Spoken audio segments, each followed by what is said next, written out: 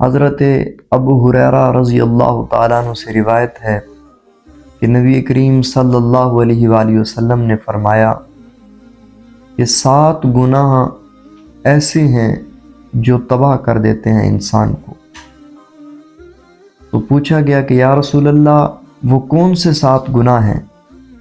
تو نبی کریم صلی اللہ علیہ وآلہ وسلم نے ارشاد فرمایا کہ پہلا گناہ وہ شرک ہے، یعنی اللہ تعالیٰ کے ساتھ کسی کو شریک ٹھہرانا۔ قرآن پاک میں اللہ نے فرمایا ان الشرک لظلم عظیم، شرک بہت بڑا گناہ ہے۔ اور پھر نبی علیہ السلام نے فرمایا کہ دوسرا گناہ جادو کرنا ہے، یعنی یہ جو شعبدہ بازی لوگ سیکھتے ہیں، جادو کرتے ہیں، یہ جو نظر بندی کرتے ہیں، نبی کریم صلی اللہ علیہ وسلم نے فرمایا کہ یہ تباہ کن گناہوں میں سے ہے کہ جادو سیکھنا، لوگوں کو جو ہے وہ اس کے ذریعے تکلیفیں پہنچانا۔ نبی کریم صلی اللہ علیہ وسلم نے اس کو کبیرہ گناہوں میں شمار فرمایا۔ اور تیسرا حضور علیہ السلام نے فرمایا کہ تیسرا بڑا گناہ یہ ہے کہ کسی کو قتل کرنا، کسی جو ہے وہ معصوم شخص کو قتل کر دینا۔ اللہ تعالیٰ نے قرآن پاک میں ارشاد فرمایا من قتل نفسا بغیر نفس او فساد فی الارض فکأنما قتل الناس جميعا، جس نے کسی ایک شخص کو جان بوجھ کر قتل کیا گویا اس نے پوری انسانیت کو قتل کر دیا۔ تو یعنی عام طور پر یہ ہوتا ہے کہ لوگ قتل کو کوئی بڑی چیز ہی نہیں سمجھتے، لیکن اللہ نے کسی ایک انسان کے قتل کو پوری انسانیت کا قتل قرار دیا۔ اور نبی علیہ السلام نے چوتھا کبیرہ گناہ ارشاد فرمایا کہ چوتھا کبیرہ گناہ سود کھانا ہے، یعنی یہ جو لوگ سودی کاروبار کرتے ہیں، حضور علیہ السلام نے اس کو کبیرہ گناہوں میں شمار فرمایا۔ اور اللہ رب العزت نے قرآن پاک میں فرمایا وَأَحَلَّ اللَّهُ الْبَيْعَ وَحَرَّمَ الرِّبَا، یعنی اللہ نے تجارت کو تمہارے لیے حلال کیا ہے اور سود کو اللہ نے حرام فرمایا ہے۔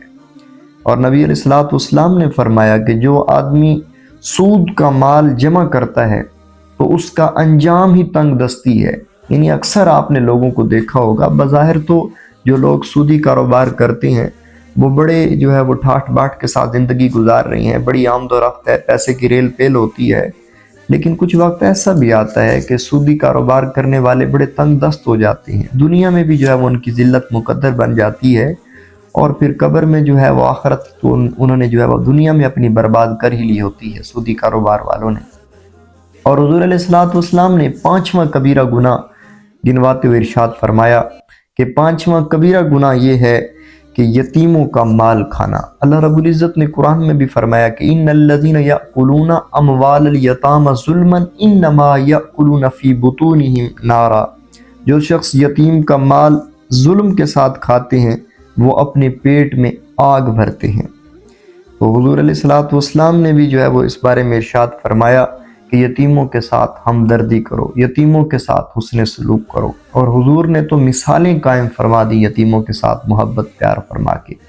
اور نبی علیہ السلام نے 6واں گناہ یہ ارشاد فرمایا کہ میدان جنگ سے بھاگ جانا، جہاد کے راستے سے کترا جانا، یہ کبیرہ گناہوں میں سے ہے۔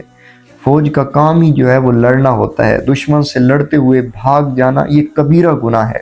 حضور علیہ السلام نے ارشاد فرمایا اللہ اور اس کے رسول پر ایمان لانا، اللہ کی راہ میں جہاد کرنا، یہ سب سے اچھا عمل ہے۔ اور 7واں کبیرہ گناہ نبی علیہ السلام نے ارشاد فرمایا کہ حیا دار عورتوں پر تہمت لگا دینا، یعنی تہمت سے مراد ہے کسی پر الزام لگا دینا۔ تو سورہ نور میں اللہ رب العزت نے ارشاد فرمایا بے شک وہ لوگ جو بھولی بھالی پاک دامن مومن عورتوں پر تہمت لگاتے ہیں وہ دنیا و آخرت میں لعنتی ہیں اور ان کے لیے بڑا دردناک عذاب ہے۔ یہ جو 7 گناہ نبی علیہ السلام نے بیان فرمائے اور حضور نے فرمایا کہ ان سے بچو کیونکہ یہ 7 گناہ بڑے تباہ کن ہیں جو انسان کو تباہ کر کے رکھ دیتے ہیں، یہ کبیرہ گناہوں میں سے ہیں۔ اللہ تعالیٰ سے دعا ہے اللہ تبارک و تعالیٰ ہمیں ان کبیرہ گناہوں سے بچنے کی توفیق نصیب فرمائے۔